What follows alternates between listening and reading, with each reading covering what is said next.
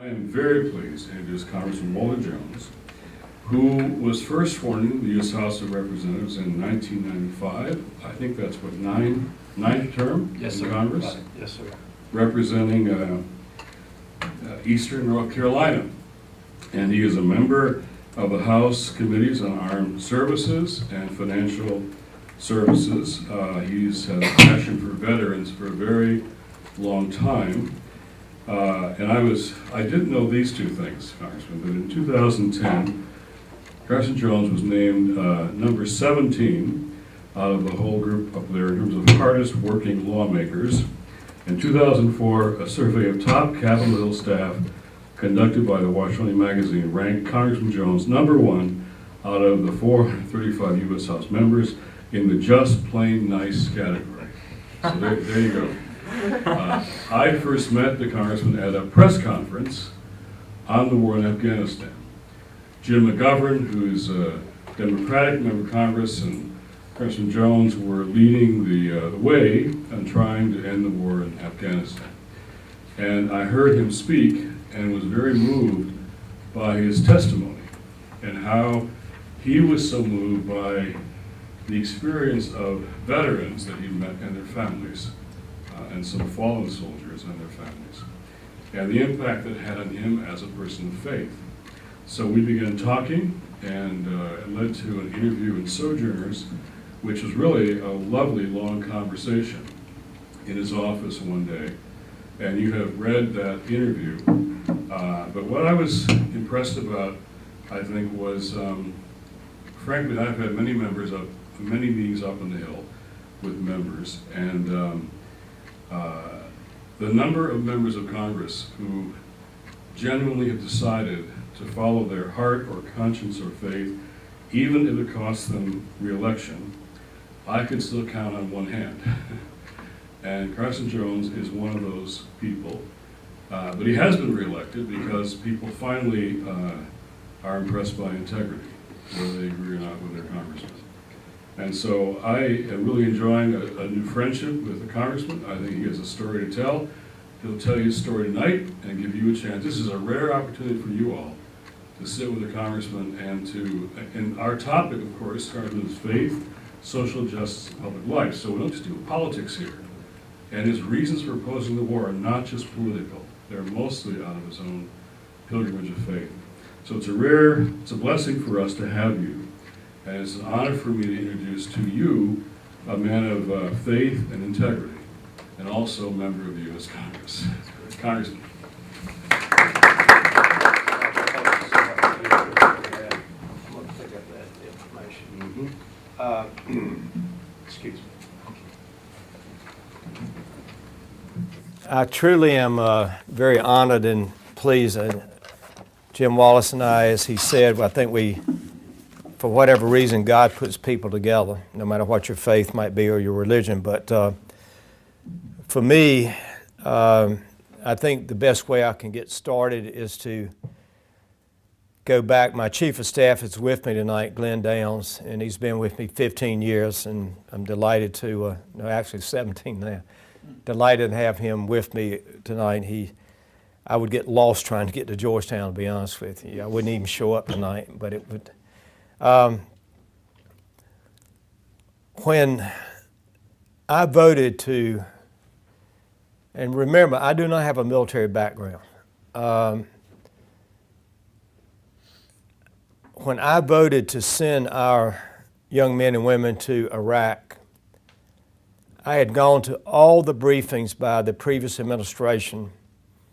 I heard everyone from Dick Cheney to Donald Rumsfeld to Condoleezza Rice to Colin Powell to General Myers and Donald Rumsfeld, I think I named him, but I never believed what I was being told. I just didn't trust them. I listened carefully. I probably did not ask the questions I would ask today if the same thing happened, but at that time I was believing that I was being told the truth and not a lie, quite frankly. So the night that we voted to give President Bush the authority to go into Iraq. When I left my office, I said to Glenn Downs, who's with you again tonight, that I don't feel good about casting my vote to give the President the authority. I just am not convinced that Saddam was responsible for 9/11. Did I think he was an evil dictator? Absolutely. But responsible for 9/11, I just did not believe it. But because of my representing the 3rd District of North Carolina, the home of Camp Lejeune Marine Base, Cherry Point Marine Air Station, Seymour Johnson Air Force Base, and over 60,000 retired military in my district, that I felt that the lie that was being told by the administration was being believed by most of my military in the district, particularly retirees. So that night I said to Glenn that I'm going to cast a vote to give the President the authority with the hopes that it will not be necessary for the President to send troops to Iraq. I was being naive, obviously, as the facts have proven me to be naive. But anyway, I left that night and I went to the floor. Ron Paul's a very dear friend of mine, John Hostetler, who was defeated a few years ago. They had voted no. It was about 7 to 8, I stand to be corrected, Pastor, but I think about 7 to 8 voted no. And I voted yes to give the President the authority. Well, I give God, I am a strong man of faith. I happen to be a Catholic. I'm a convert to Catholicism. And to me, it doesn't matter whatever your religion or your faith is. If it means something to you, that's what's important. But my faith does mean a great deal to me. It's everything in my life. And when the President made the decision that we had to go in because there were weapons of mass destruction, and I had voted that way, I, in my heart, hoped that there were weapons of mass destruction, but I did not believe it, to be honest with you. I did not. And 2 weeks after we went into Iraq, I was called by Elton Gallagher, who's a congressman from California, and I was told, actually, this young man was killed on March 23rd, so it wasn't quite 2 weeks, that a constituent from his district in California, Michael Bitts, a United States Marine sergeant, had been killed. And his wife, Janina, was an Australian, and they had 3 children, twins born after he's deployed. He never saw his kids. Joshua, the 3 years old, obviously knew Joshua. So I called Janina Bitts, and I said, Ms. Bitts, I'm Congressman Walter Jones, and the issue was, excuse me, I got a little bit of hit in front of myself, that her mother was visiting from Australia and needed to get her visa extended. So when I called her, I said, I understand. I certainly paid my condolences to her with her husband being killed. And I said, whatever we can do to help your mom to stay longer, we want to do that. And we were able to extend the visa, which would have been easy, really. Well, it so happened that about a week later, she did not call me. But the Marine Liaison Office in Washington said, Congressman, we've got a Marine coming home to be buried, and his name is Michael Bitts. And I thought, I know that name, and I said, I would like to go. But I live 72 miles. I live in a small town called Farmville in eastern North Carolina. And I said, I'll drive down, but I need a Marine to meet me at the gate so I can find the service. And so a Marine captain met me and said, Congressman, follow me to the service and I'll get you there and then leave you, because I could get out, but I couldn't find it to get in. So I walk around this building. It was a beautiful day in early April. And I look out, and there's a wire fence that faces New River, which is a river that flows through Jacksonville, North Carolina, by the Marine base. And as I'm looking, the first thing I see is a flag-draped coffin. And at the foot and the head of the coffin are two young Marines in full dress uniform. And there's a captain, a Marine captain standing nearby. And they walk me around, and I sit down beside Janina Bitts. And I don't really know what to say. I just say, Miss Bitts, I'm so sorry that your husband was killed, and I'm just humbled to be here to sit beside you. And I've got sunglasses on. Again, it's an outside service. And she's sitting there, and two people down, it was under a tent, two people down was an adult that had the little boy named Joshua, not the twins, but the little boy. And he's in a stroller, and there's a reason I got to tell you this part of the story. So the order of the day is the Navy chaplain, the folded flag is presented to her. I'm sitting there beside her. And the second order of the day is a Navy chaplain stands up and reads 2 or 3 verses from the Bible. And then he sits down, and the Baptist minister, she and Michael attended the Baptist church in Jacksonville. He gets up and talks about how after they were in the church and always there on Sunday, and seemed to be young men and women who had committed themselves to Jesus Christ in their life. Then she gets up and reads the last letter from him. It's a 3.5-page letter that he wrote in the back of a Humvee the night before he was killed the next day. And it is a very emotional letter of love, a love of Jesus Christ in his life and his love for his wife and his children, the twins that he hoped to see one day that he did not know because he had been deployed when they were born a couple weeks earlier. And then he closes his letter by saying, I do not know what God has in store, whether we will be together on earth or in heaven, but we will be together again. And Janina, I want you to know I have been very faithful to you. I have not one time cheated on you since we've been married.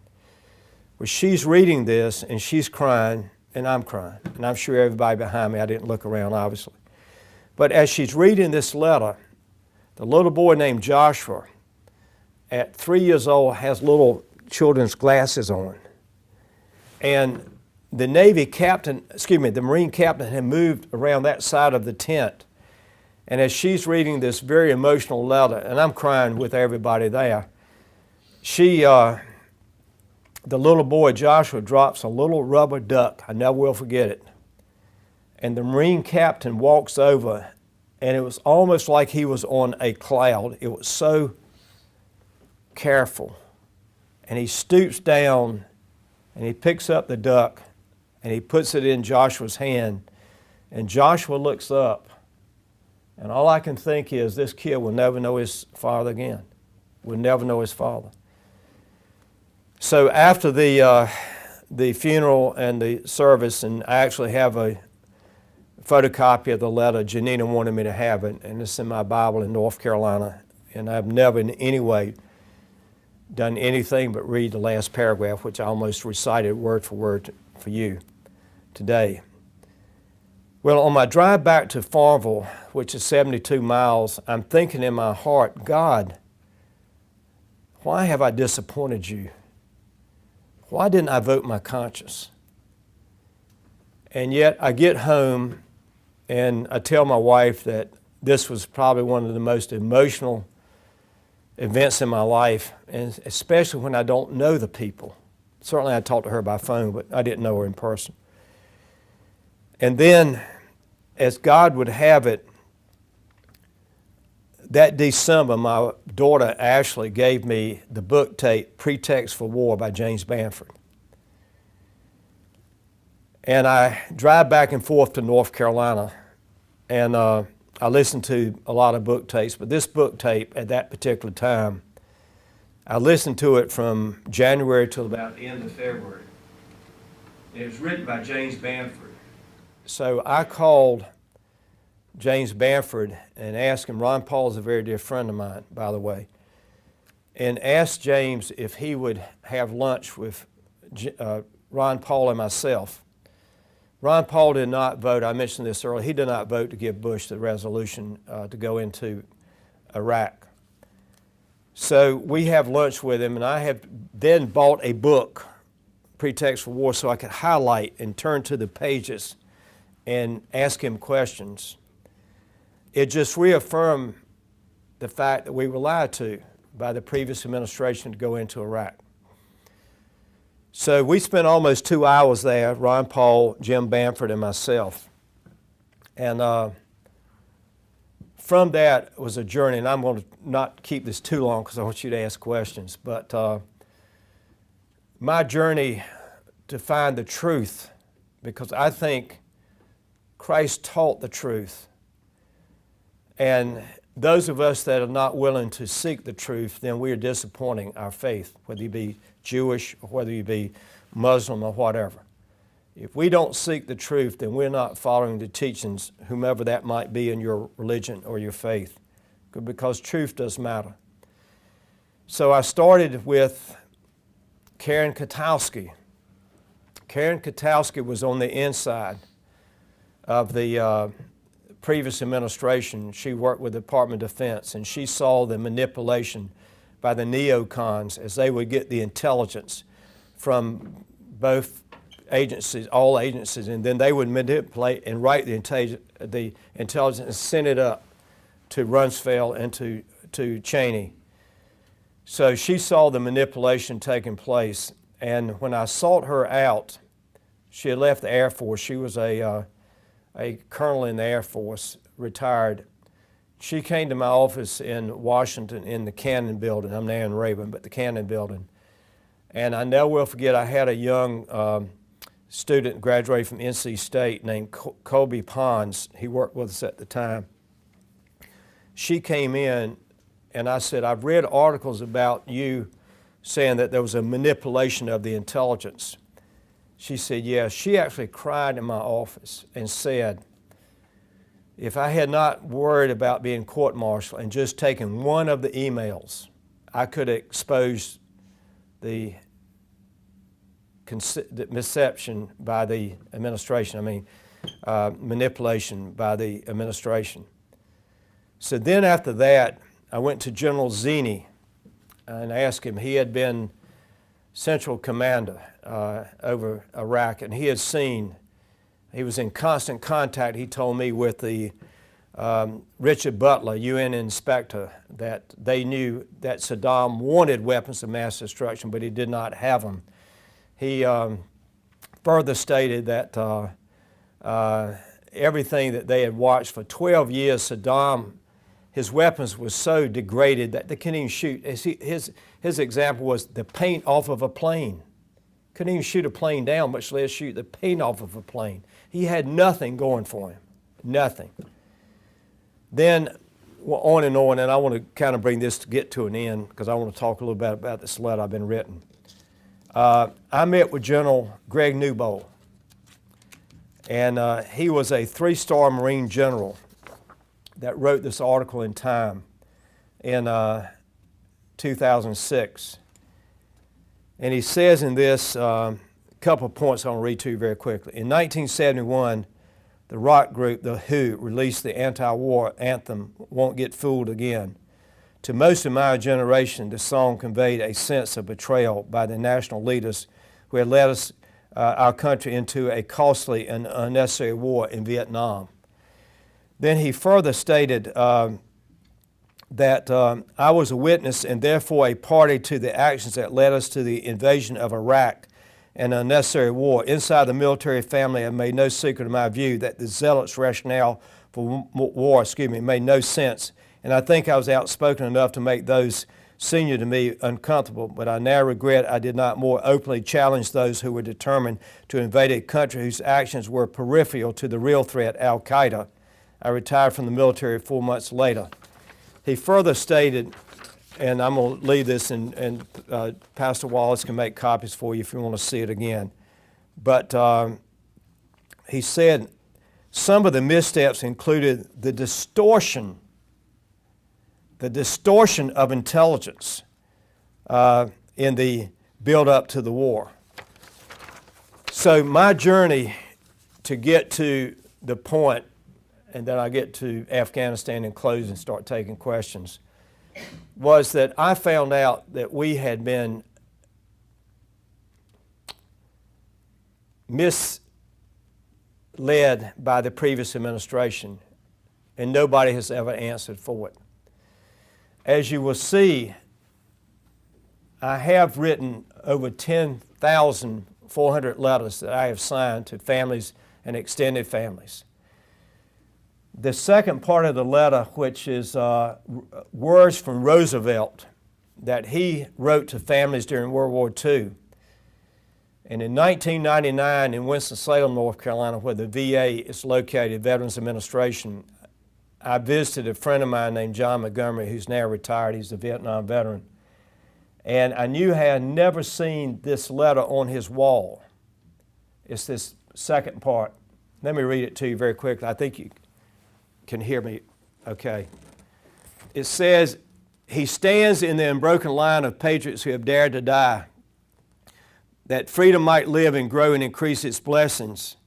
Freedom lives, and through it he lives in a way that humbles the undertakings of most men. Franklin D. Roosevelt.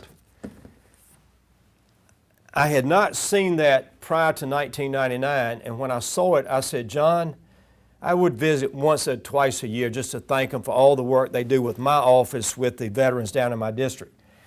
And I said, John, I've never seen that. He said, well, I inherited it. It was a relative who was killed during World War II, and it's a letter from Roosevelt. So I wrote it down, and I said, John, I don't know why, but I got to have it. I put it in the Bible, same one with the letter from Michael Bitts. And after about January of that year, as I continued to find out that I was duped, my own fault, because they didn't vote my conscience. I was too worried about getting reelected. I started writing these letters. It's a 2-page letters. You can see the first page, the higher poster is my words. And then this is Roosevelt, and we give him credit. We have signed over 10,400 letters, and I've signed every one of them. I sealed the envelopes. I want to look at, this is my penance to God. I happen to be a pro-life person. I happen to be a person that believes, if I believe, me personally, not you, that the baby in the womb is a gift from God, well then why isn't the 18 and 19-year-old child a gift from God as well? And I let God down by not voting my conscience. It's what happened. The little boy on the far side is named Tyler Jordan. His father, Philip Jordan, was a gunny sergeant stationed at Camp Lejeune in my district. I did not know him, but I saw that photograph about 1 year later after we went into Iraq, and it was in a paper outside of my state. But somebody sent me the picture, and I had to have it, so I contacted the photographer. I paid $100 for the picture, and I have used that so many times. Articles that have been written about me nationally, some in the state. I'm always carrying the picture of the little boy. I've actually called his mom a year ago, Amanda, found out how he's doing. He's 6 in the photograph. He's 14 now. She said he's doing well, but he misses his daddy terribly. Jim, just a couple things on Afghanistan, then I'll go to questions. I know I'm talking too long.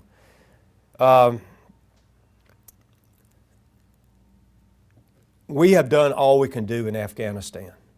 Bin Laden is dead. That's the reason we went into Afghanistan.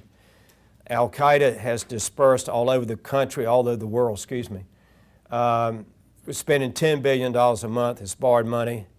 We're going to cut programs for children and seniors in this country, and yet we're finding the money to borrow from foreign governments to pay for Mr. Karzai.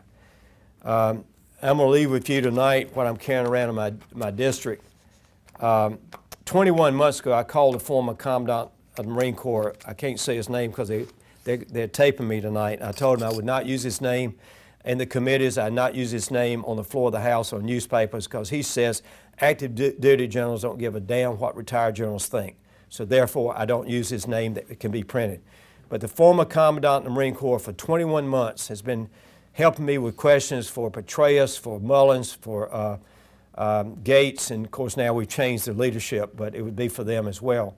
He's saying there's nothing we can win in Afghanistan. Afghanistan will never be changed. You might want to change it, and maybe it would be good to change it, but it ain't going to happen. And our country is spending $10 billion a month, can't even account for it. And this weekend, Karzai said, if America and Pakistan have a war, I'm going to pick Pakistan. Well, how does that make those kids I see at Walter Reed have lost both legs and one leg, and 4 kids have lost their body parts below their waist? Think about your waist, male or female, and you have nothing below there. But yet you're living, you would have died in Vietnam. But medical technology, they live now. So everywhere I go in my district, I'm carrying this around, Rotary clubs, church groups, whatever it is. I'm going to leave it here tonight. I'm asking people to call Mr. Obama, to call Harry Reid and John Boehner and say, bring our troops home. We have won the war. We have won the war. Bin Laden is dead. That's what we went into Afghanistan for. So you young people tonight, I'm thrilled and honored to be here. I had a former son-in-law that graduated from Georgetown, by the way. I said former. But anyway, so I want you to know that Jim and I have a great relationship, our love of God in our life, and our love for truth, and not going to war unless you declare war. And in fact, I'm working on a bill now that I will introduce pretty soon that will get Congress more involved because of my friendship with Dennis Kucinich, and make sure that if we don't declare war, which I think we should, but Congress decides to do what I made my mistake on and giving the President the authority to go to war without a declaration of war, then Congress 1 year later will be forced to vote on the floor of the House on the policy of whether we should or should not be there. So I'm fine on time, but I think that sometimes y'all get sleep at hearing so many people speak to you and you can't say a word. So let me now, there might be something you'll bring to my mind I forgot to mention, so we'll take it from there.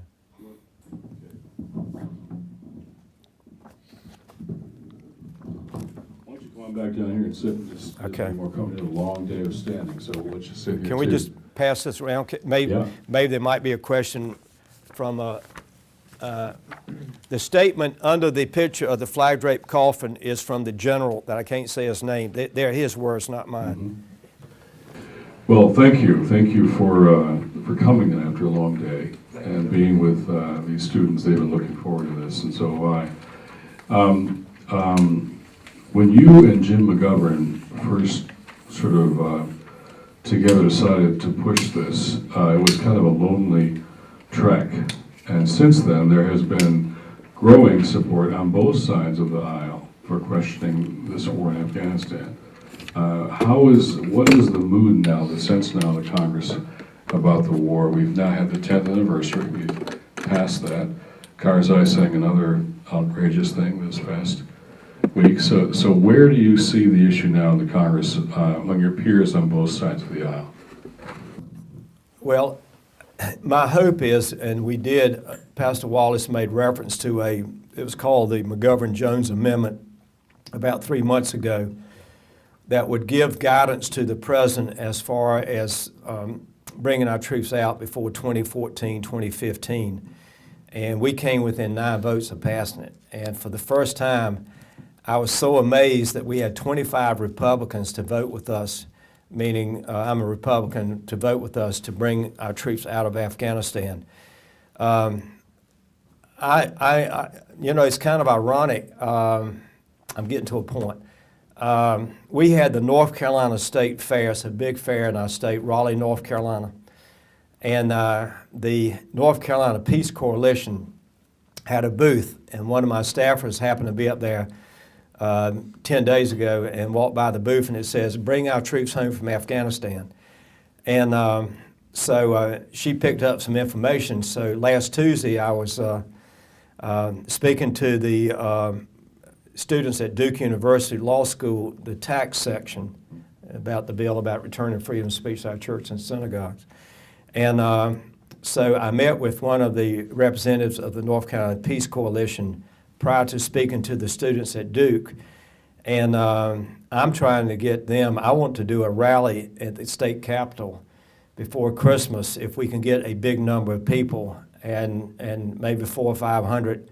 Bring a couple of people down from D.C. and let's rally, because, Pastor, my problem is the American people are so overstressed with the economy, all the problems facing our country, that if you don't have a loved one in the war, you don't really think about it. And that's human nature. I'm not being critical. That's human nature.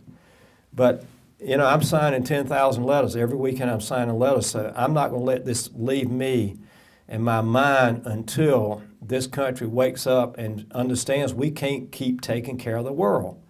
If you get attacked, let's go and hit them like we did bin Laden.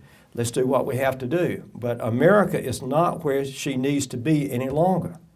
We are challenged within this country, and we need to fix our own problems first and then start worrying about what can we do across the seas. The Congressman's office, the hallway outside your office is like it's like the Vietnam Memorial. It's full of faces. That's right, photographs of fallen soldiers. And he's really written 10,000 letters to all the family members of all these soldiers, which I was struck when you called your penance. I have not had a lot of conversations as much about faith as the last time we talked in your office, and a lot of times people in office, they speak of faith in very general terms, wanting you to think they're maybe a better person because they're a person of faith, but they don't apply it necessarily to issues of policy. So when you do that, it becomes controversial, and so you've become controversial. New York Times had a front page story, I think it's in your reading packet, and you've been admired, and you've been attacked by some people too, and that's part of what. So I want to give you a chance, this is really a rare opportunity to ask questions of the Congressman about the issue, about his faith, his pilgrimage, what led him to this, anything that's on your mind that you heard. So David will take our microphone around. Colton. Well, thank you for being here. Yes. Really appreciate it. I guess my first part is, if you look at the presidential election right now, there's a stunning lack of discussion of foreign policy, particularly the wars. Why do you think that is? Is it reflective of the nation, which also doesn't seem to be really engaged in the multiple wars we're fighting? And then secondly, do you believe in the existence of a just war, or are you just, have you changed opinions on the war in general? I think that President Eisenhower warned this country, beware of the military-industrial complex. And I'm actually going to be with John Larson tomorrow. He's a friend of mine. He's a Democrat from Connecticut. We're going to be on MSNBC, Dylan Ratigan's show, about a bill that John has put in. I'm the chief co-sponsor, that would create a partial voluntary system of public financing. I think war and other issues are too much controlled by money in Washington, D.C. And if you're going to ever change Washington, D.C., I think it's got to be, and that's why I was very disappointed in Mr. Obama, because I'm a Republican, let's be fair about it. But when he bypassed the public financing of the presidential, I think he sent a signal that didn't have to be sent if he said, no, I'm going to live by the parameters of public financing. I think he would have done a lot. He probably still won, quite frankly, but I think he could have. I think that I'm part of the problem, but I was just telling you I'm on John Larson's bill to be part of the solution too. I think that Washington is a Sodom and Gomorrah of money, and that's both parties. Neither one of them gets a pass on this one. And I think there are,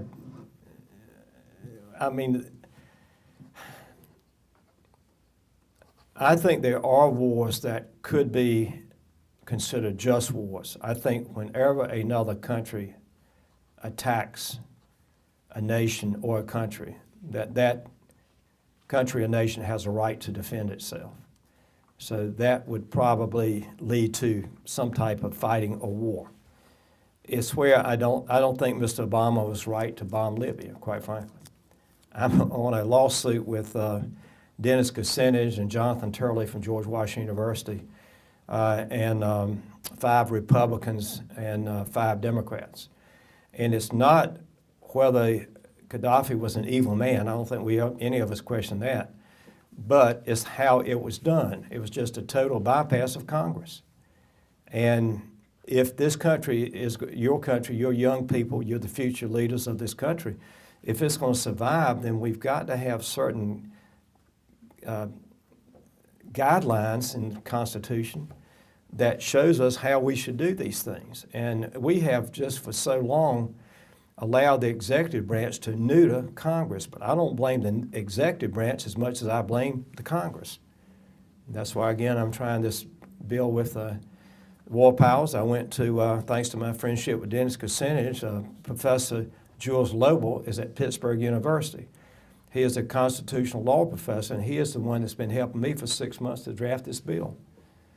So I'm afraid that if we could ever change, you won't totally change it because of Supreme Court rulings, but there's got to be a way we can create an alternative, and that would be partial and voluntary public financing versus the system we have now. You'll never totally eliminate the system. That's because of the Supreme Court rulings. Another question. Yeah, Alex. First of all, I want to second what Colton said. Thanks a lot for being here. It's a great opportunity for Thank all you. of us. I wanted to ask you a little bit more about something like Libya, something like a humanitarian intervention of that kind. I was wondering how you sort of see your faith as playing into that. On the one hand, you talked about, we need to focus on building things here at home. We don't have the money to go into situations like that. On the other hand, it seems like people are suffering. They might not have the tools to extract themselves from what seemed to be a horrible situation under the Gaddafi regime. And I'm not a person of faith in particular, but from being in this class and reading a lot of what Pastor Wallis has said, Jesus didn't really distinguish between one country or another. A person suffering is a person suffering. Right. And I was wondering how, you sort of address that internally. What do you do, and if we don't sort of try and work to let the Libyan people or any group of people be freed, how do you go about helping those people? What do you think the better policy would be? Alex, I think that because of the economic situation of our country, I think we need to reach out to other countries and to form partnerships and do our part, but not do more than our part because we can't do it. I live in eastern North Carolina. I've got for those of you that maybe have visited Outer Banks, that happens to be in my district. Camp Lejeune Marine Base is my district. East Carolina University is located in my district. But I'm seeing unemployment in a couple of my counties up around 13%. And I just think that you have to get to a point in life, and this means a country as well as an individual, that you can say, I can do something, but I can't do everything. I don't know if we face that yet. And this has nothing to do with party politics, but I think when a country becomes strong, then the country can reach out and do more to help.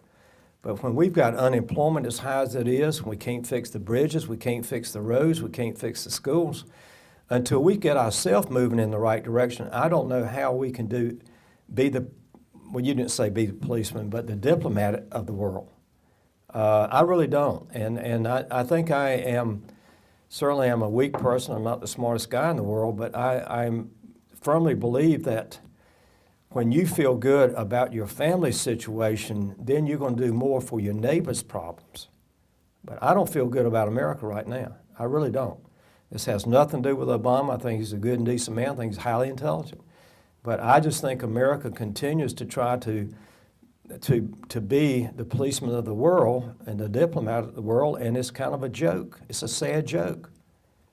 because we can't even fix our schools in eastern North Carolina.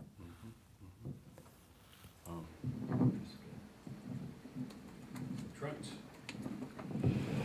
Thanks for being here, Congressman. It's an honor. And I very much admire everything you said tonight, and to see you be so humble and open. It's Thank you. You're very impressive. Thank you. So my question's about how your faith guides policies outside of war, specifically economic policy, and especially in light of the Pope's announcement this weekend that what we need now is really global global financial regulation and reform to avoid these crises and to ensure that we treat each other like Jesus would say. Well, thank you, all three of you, for your questions. I think I know that, to the detriment of my chief of staff, I think I was the only Republican to vote for the Dodd-Frank bill. Did I think it was the perfect bill? Absolutely not. Did I think it was more good than bad? Probably not. But did I think it was something that we needed? We needed something, so I was willing to, excuse my terminology, but suck it up and vote for it. So I voted for it. I happened to be the only Republican to vote for Mr. Obama's $30 billion to go to community banks. Well, I was on the floor, one of the leaders, they don't do it anymore, but leaders asked me, said, are you sure you want to vote for this? And I said, well, all I hear my side, meaning Republicans, is that we got to do something for small business. If this is all I got to vote for, and I think it's going to help small business, then I'm going to vote for it. So the point is that I believe that I probably will leave Congress at some point in time. That I might be the longest serving member of Congress that never was a ranking member or a chairman. When we lost the majority about 2008, I think, I should have been, I'm number 4 from the top on the Armed Services Committee. That means there are only 3 people in front of me from being the chairman. But that year, we lost the majority, and Duncan Hunter Sr., not junior, but senior, had been the chairman and then became the ranking member and came to me and said, Walter, he said, you should be ranking member on Readiness Subcommittee, but I know you vote with the Democrats to get our troops out of Afghanistan, so I can't recommend you. And I said, that's fine. And I did request, and he did put me on the oversight committee that the Democrats had formed on the armed services. Then, 3 years ago, John McHugh, who is now the Secretary of Army for President Obama, came to me at that time. He was still in Congress. Hunter had retired, and McHugh was ranking member. And he came to me and in my office, and he said, Walter, he said, I'm mad as hell. I said, John, what's wrong? He said, well, he said, I wouldn't blame you if you changed your party. He said, I recommended you to be ranking member. You do a good job of going to committee meetings. You ask good questions and this and that, and you are senior now. You deserve it. He said, but John Boehner said, no, he's too independent. Well, I'm satisfied with this. I've been working 10 years. I met today with a representative of ABC News. I've been working 10 years to clear the names of the 2 Marine pilots who were killed 10 years ago in Arizona. The V-22, the Osprey, crashed and 19 Marines burned. And the wife of one of the pilots, Connie Gruber, lives in my district, Jacksonville. And in 2001, she asked me to clear the names of her husband and John Brow, whose wife lives in California, Maryland, who were the pilots who were killed. The V-22 was not prepared for what they asked them to do, and 19 Marines burned up. So I'm at peace with God. There's not one thing I want, except when I die, I want God. I'll stand before the throne, and I'll hear a voice. I can't see the face of God. And he will say, Walter Jones, you're welcome to my kingdom because you wanted my people to know the truth. So, and I don't want to sound like I'm the only one, but this is the way I feel. I feel about doing what's right. And if I can't do what's right, there will come a day, maybe sooner, I hope not sooner, but at some point in time, I won't be in Congress. Somebody else will be here, and that's the way it should be. But I would rather believe that I have done what I thought God wanted me to do for his people. Because when it's all said and done, that's really all I've got to take from this earth, is my reputation. This is a sort of an observational thing. When I hear you talk about members, colleagues on different sides of the aisle, and you speak of them as colleagues warmly, as friends, people that you join with in supporting various things. There was a time when that used to be more normal than it is now, when members would be friends and respectful colleagues even if they voted differently from each other, and then would go out afterwards and have a meal and knew each other's families and kids and wives and all the rest. Or you could decide, you could look at how people were voting depending on the issue. And so Republicans and Democrats would gravitate to issues. On this issue you are together, on this issue you are not.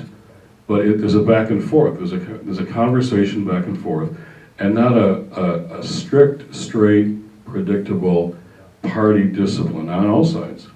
And it hasn't always been the way it is now, right? No, absolutely. Pastor Wallis made mention, brought me back. My father was in Congress for 26 years, from 1966 to 92, and he became, at that time, it was one of the top 15 committees. It was Merchant Marine and Fisheries Committee that had the oversight of the Coast Guard and also the oceans all the way up to the international waters. And he was a Democrat, probably a conservative Democrat, but a Democrat. And I just could not believe the stories he would tell me of friendships he had with Republicans. And I mean, it's a great story. I mean, and it was true. It was just different. Again, I think some of the problem is the TV shows, both left and right. I think some of it is more and more people, and I'm not being critical because I'm old, but the internet, I mean, you can put almost anything on the internet, not that you yourselves would believe it, but somebody will believe it. It could be misinformation, and I don't know. I think America has just gotten to the point that, not talking about you young people here tonight because I don't know you individually, but I don't know what happened to the basic foundation of values, of Judeo-Christian principles that made America strong. I'm 68 now, so I'm an old man. I admit that to you, but I don't know. It's just you're the ones that have got to pick up the mantle and help America remain strong, both socially and economically. And because if you don't do it, nobody's going to do it. Yeah, Daniel. How about the ladies? Are they going to ask anything? I'm just joking. Yeah, I'd like to sort of focus in on the point that you touched upon. You talked about how Washington is sort of the Sodom and Gomorrah of money, if I heard that correctly. And I was wondering, to what extent is there that sort of influence of money that's sort of corrupting politicians? Because I've sort of heard both sides. Some people say it's really bad. I've had the government professors say there are so many regulations that the influence of lobbyists and corporate interests actually isn't that strong, that's exaggerated. So I'd like to hear your perspective. Well, too much of the public's confidence, right or wrong, is built on perception. I was one of 25 Republicans that voted against the President Bush's Medicare Part D legislation. Only 25 Republicans voted against it. That was the night that the vote was kept open from 3 o'clock a.m. till about 6:15 a.m. in the morning. This is when we walked to the floor of the House, a group of us who were going to vote no went to a Chinese restaurant a couple blocks down from the Capitol to walk up together. I guess, strength in numbers or something. And when we walked up, I'm not exaggerating. I was interviewed with Dan Burton to be on 60 Minutes about 3 years ago. When we walked up to the House, we were outnumbered by lobbyists. Now, some of those were from the Bush administration, that, you know, the legislative arm of any administration, to talk to people. I never forget Tom Feeney that night about 4 in the morning, got a call in the Republican members' cloakroom, and it was President Bush calling him to ask Tom Feeney to vote. He voted against it, to vote for it. That's what I mean. I think it's unfair for me to say, if I've left this impression, I do apologize for it. I don't believe any of my colleagues are bought and paid for. I don't want to leave that impression at all. I don't believe that. I really do not believe that. But I believe too many times that there are certain policy issues that certain special interest groups have influence, and weeks and months later, you find out how much money that special interest gave to certain individuals. It will never totally change in America, but that again is why I hope, I don't think it'll happen in my term in Congress, but that's why I want to be with John Larson tomorrow on Dillon Radigan's show to talk about, yes, there are those of us, and they're more than me, by the way, Republicans, that feel like that the best we can based on the Constitution, we've got to somehow negate, if we can, the perception of money in politics. And that might be a pipe dream on my part, quite frankly. Even just a senator who, being known all of you, once told me that he has to raise, on the average, has to raise $20,000 a day. As a senator, he has to make sure he's raising, on average. Now, what he said, the time it takes, and the higher you go up, the more money it costs, more for the Senate seat than the House seat and so on. But just the time it takes, and then, you know, how do you be a human being and not be impacted by you know, the contributions? I think it's usually more complicated than bought and sold, but certainly heavily influenced by just the need to raise that much money. Is just a pressure, constant pressure. And where I talked to someone this morning, he's a black pastor in Arizona, John Kyle's deciding not to run, and he's well known all over the state, and the call was whether he should run for the Senate. All kinds of people are wanting him to run for the Senate because he's a natural leader, a faith leader, and well known all over the state. And I, you know, I want to be encouraging, you know, but I said, do you have any idea how much money you're going to have to raise to run for a Senate seat? And he really hadn't faced that yet. So do we want our public servants to be having to raise all this money all the time? That's a real big question for us. Yeah, Eric. Thank you so much for coming. I think Sure. we have too few leaders who are as principled as you, and You're I've very kind. appreciated Thank your you. That's very your kind. talk. And I've also, and this isn't about the war, but I found this discussion of campaign finance very interesting. And so I was sort of wondering, do you accept the line of many members of Congress and many constitutional scholars that money is speech? And then sort of playing off that, do you think, you know, that given the implications of that and what you've said, is there perhaps a role for a constitutional amendment to address campaign finance, or what kind of system would you like to see, and you know, how can we sort of address a lot of these influences in given those pressures? Eric, I think that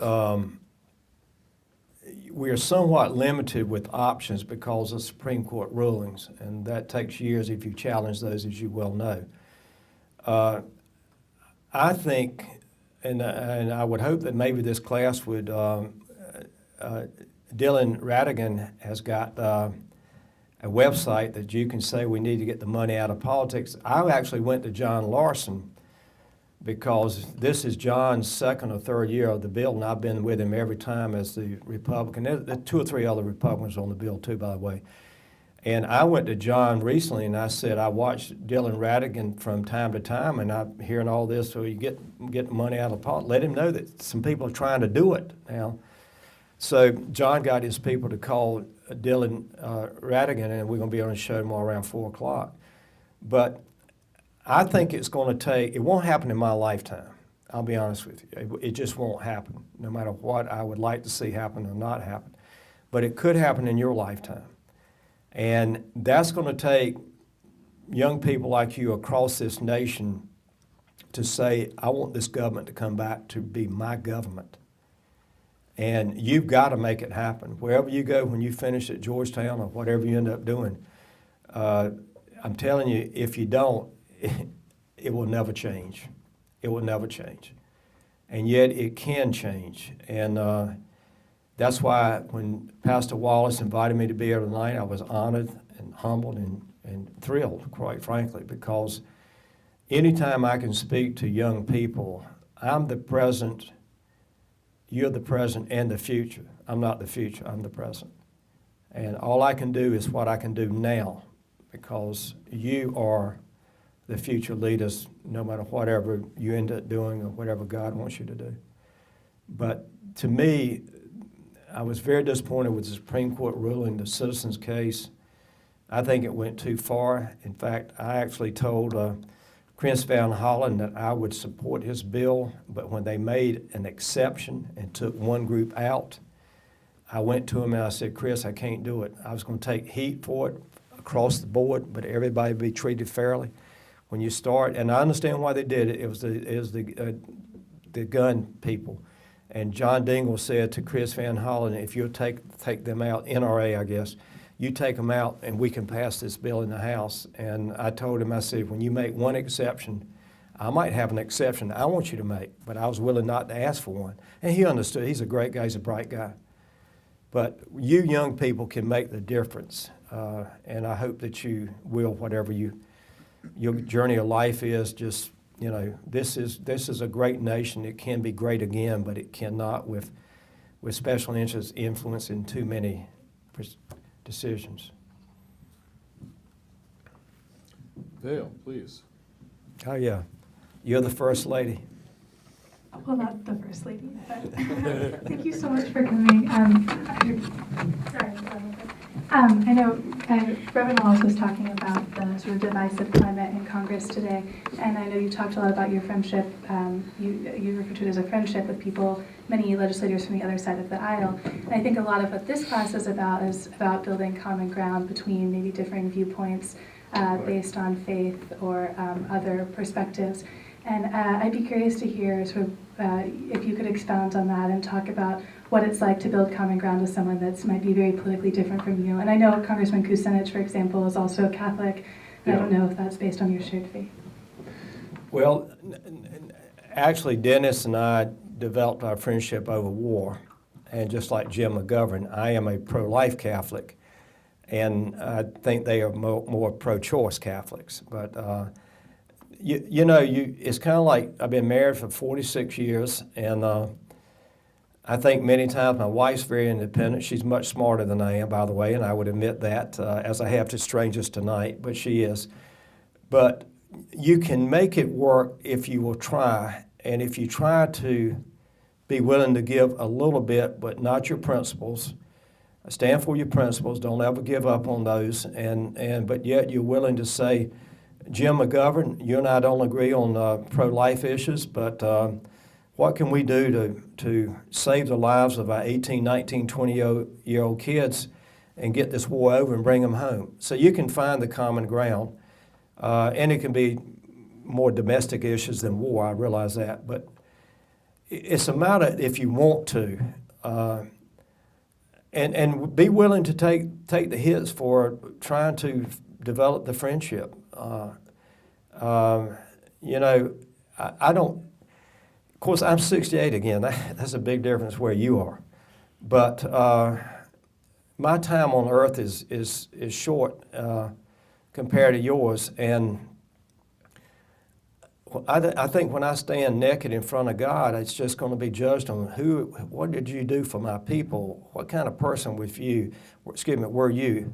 How did you treat other people? And, we had a bill on the floor today to honor the Marines at Montford Point. These were the Marines that Roosevelt in 1942 said that African Americans could serve in the Marine Corps. and they were sent to Montford Point down at Camp Lejeune, Jacksonville, which is my district. They were trained there. They couldn't go to Paris Island because they were African American. They had to train at Camp Lejeune at Montford Point. They were segregated from the other Marines, and yet their blood was red when they got killed in the South Pacific. So Corinne Brown, who is from Florida, she's a Democrat, and our offices are 2 or 3 doors down, and I asked her, can I help you get Republicans on the bill? And in all fairness, if I hadn't even offered, Republicans would have gone on the bill. But, today my side asked me to handle the debate on the floor, and with Congressman Clay from Missouri, because we both on the Financial Services Committee. It's not hard to find common ground. It's not hard at all. People just try. Just try.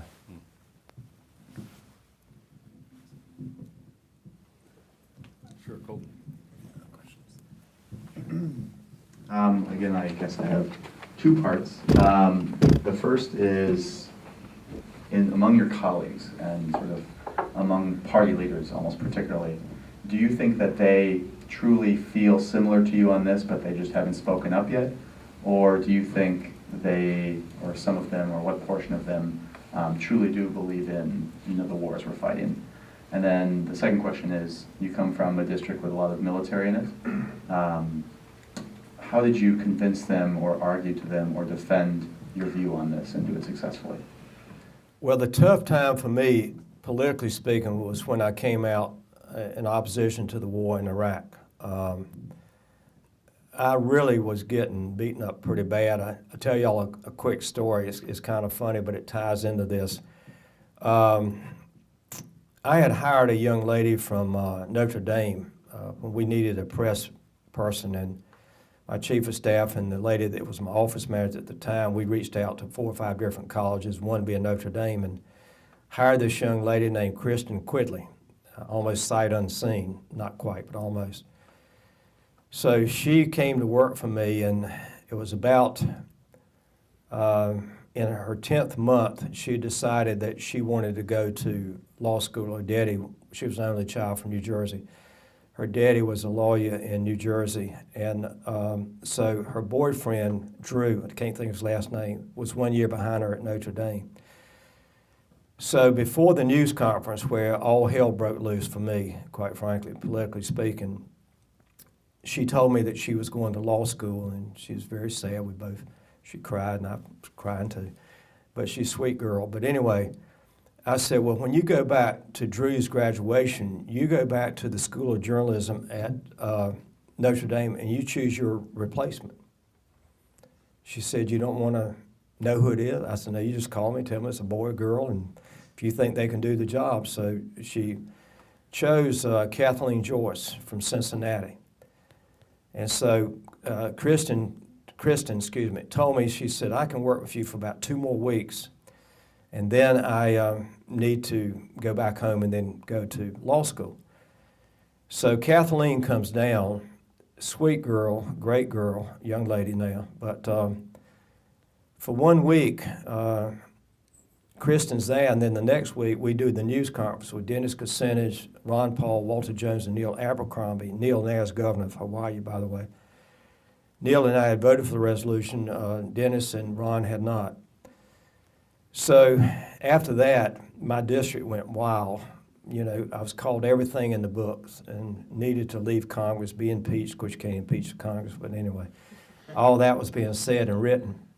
So about 2 weeks later, Kathleen came in and said, I've just gotten a call from a magazine called Mother Jones, and they would like to interview you about your change of your mind on Iraq.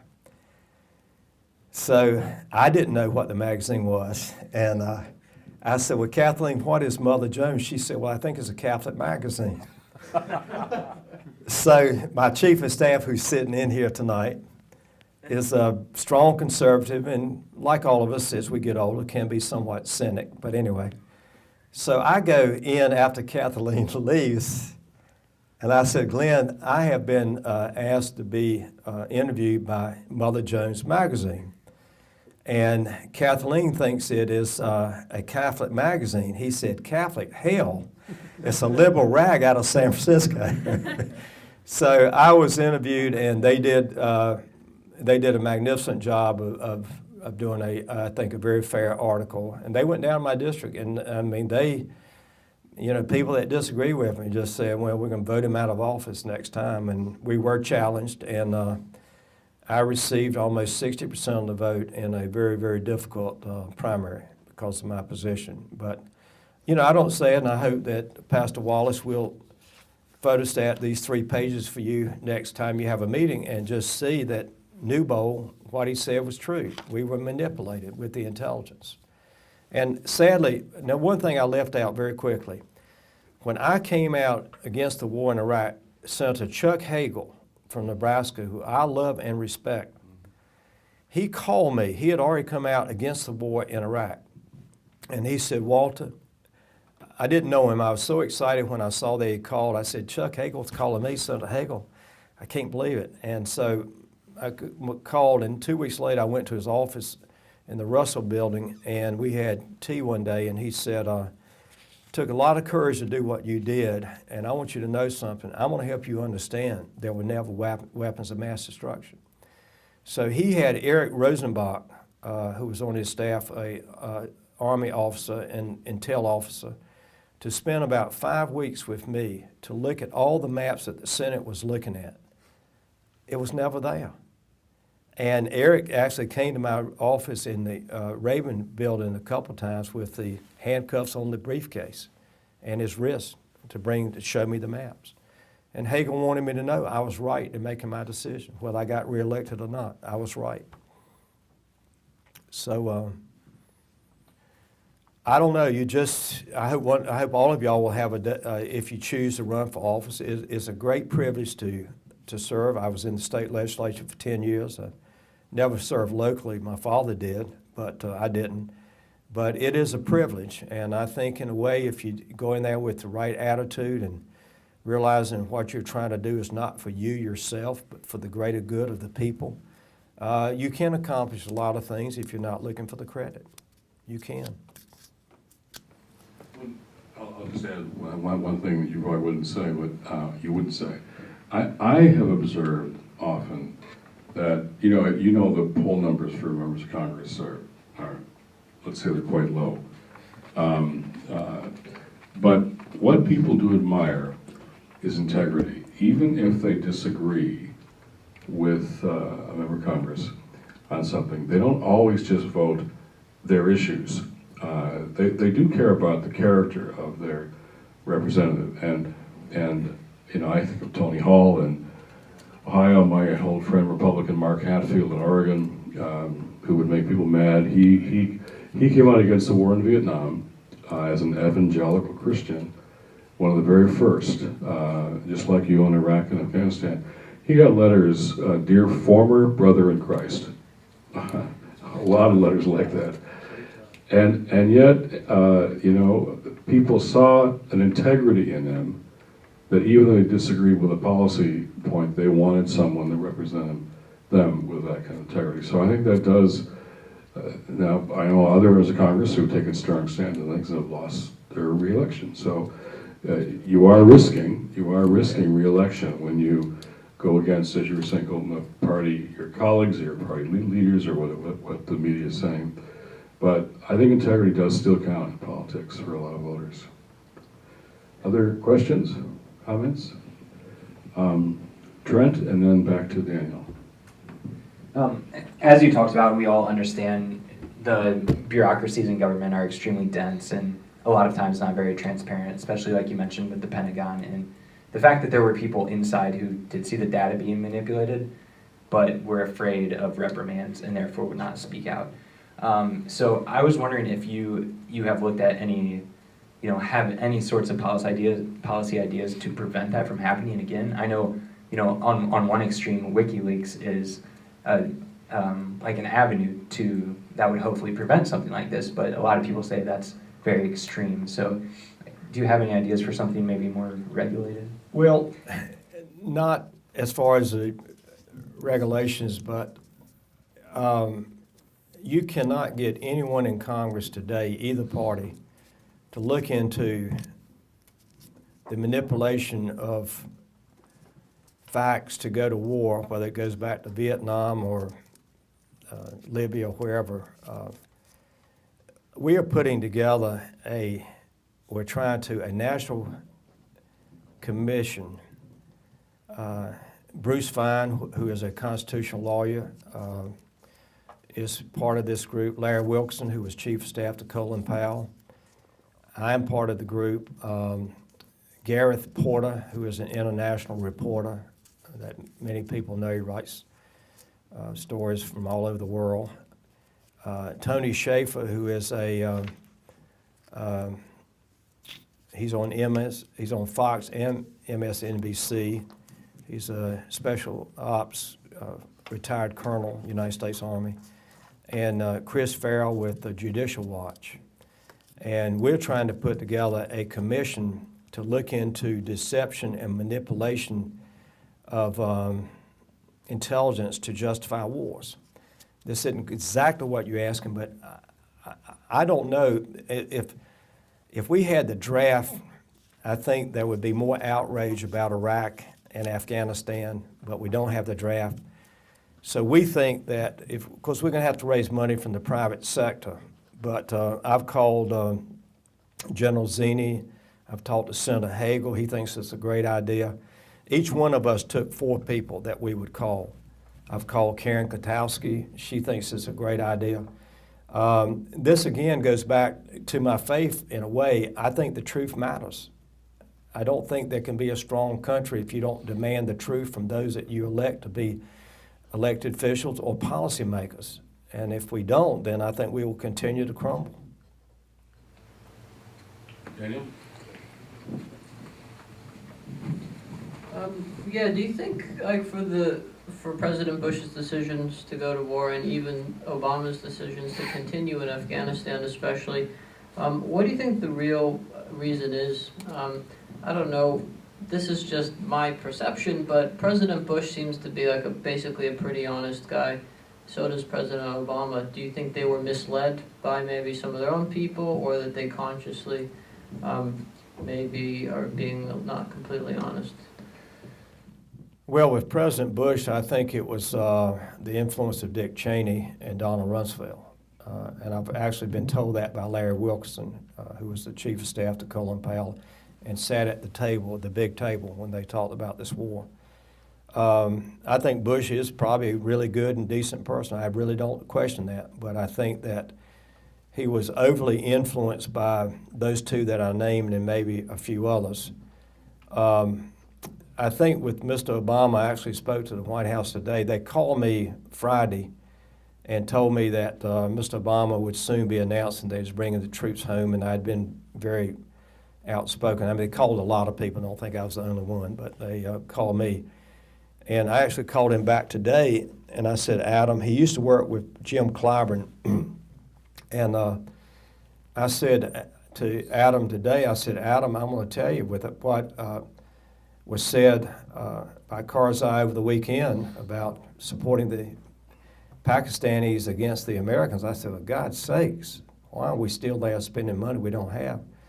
And he said something to me that I thought I was somewhat encouraged with. He said that, and I assume this is true, that the president does frequently have these conversations with his policy advisors, and I would think that maybe he's having them being fair with tell me the truth, don't just tell me what I want to hear.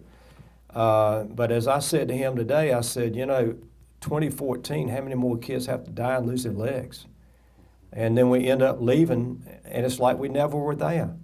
Vietnam is probably one of the saddest tales of war that this country's ever seen, because it was just all manipulated by the Johnson administration to justify, and the planners knew that if that's the way they were going to fight it, we weren't going to win. And I just would think it would be a tragedy if America is in Afghanistan in 2014. Yeah, I just cannot imagine, and that's why I'm going to do everything in a small way. Please call those numbers you got. But I'm going to do everything I can back home to try to get this rally in Raleigh, North Carolina, and get 300 or 400 people. Because I know the people, in particularly my district, to a question that was asked earlier, the Marine Corps is tired. They're worn out. They have done their job. They don't know why they're still there because nobody can tell them the definition of victory. If I ask each one of you today, you might have your own idea, but if I say, what have you heard from the leadership about the definition of victory? I don't think you could tell me, because I don't know. I had a kid 2 weeks ago at Walter Reed. I saw 4 Marines that have lost both legs, and I saw one that lost one. He's a Lance Corporal. His mom was sitting in the room, and I went in there and thanked him and did all those things. He looked at me and said, why are we still in Afghanistan? I don't know. I said, I don't know. I said, I'm working with bipartisan, trying to get you out so you don't go back. Of course, I don't think he will lose him one leg, but he might, but I don't think so.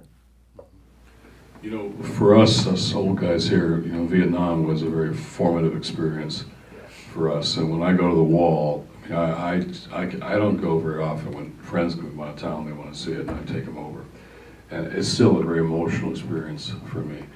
The Tet Offensive, for those who don't know the history, the Tet Offensive was the critical moment in Vietnam. After Tet, we knew we couldn't win the war. American policymakers knew they wouldn't win the war. Most of the people on the wall, those young kids who were killed after the Tet Offensive, after we knew we could no longer win the war. War has a momentum, a bureaucracy, and as the Congressman said, Dwight Eisenhower said, war is a business. War becomes a business. And there are very powerful interests at stake in continuing. And then there's powerful ideologies. If Bush, I tend to agree with you on Bush, Cheney and Rumsfeld were very ideologically driven and directed political leaders, more than Bush in some ways. So it gets driven by ideology. The last justification for the war in Vietnam, I remember Richard Nixon said, we're not going to leave until we can come home with our heads held high. That was the last one. And they were airlifted off the top of the embassy in Saigon. So a momentum, and theologically, I think this is about, the principalities and powers, really, and institutions have their own logic and their own momentum, and they're more than the sum of their parts, and after a while, it's like you've done so much, and then if you just quit, what does that say about what you've done? But then you keep doing it. And how many more have to die, is what Carson's saying. In Vietnam, most died after we knew we couldn't win. That's the painful tragedy of all this. I truthfully, I know we're getting toward the end, but I think people should be held responsible. That if it can be proven, people should be held responsible for leading a country to war. And if it can be proven that the intelligence had been manipulated for the purpose of going to war, I think somebody should be held responsible for it. But truthfully, they're not.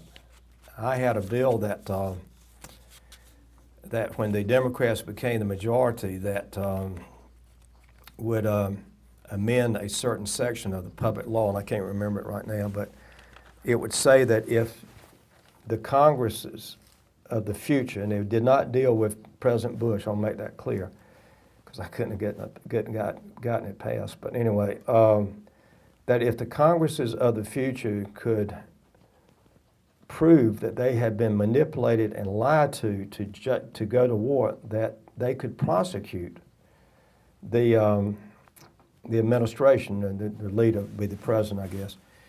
And they held a hearing. John Conyers, who I get along very well with, Democrat, kind of liked the idea of the bill.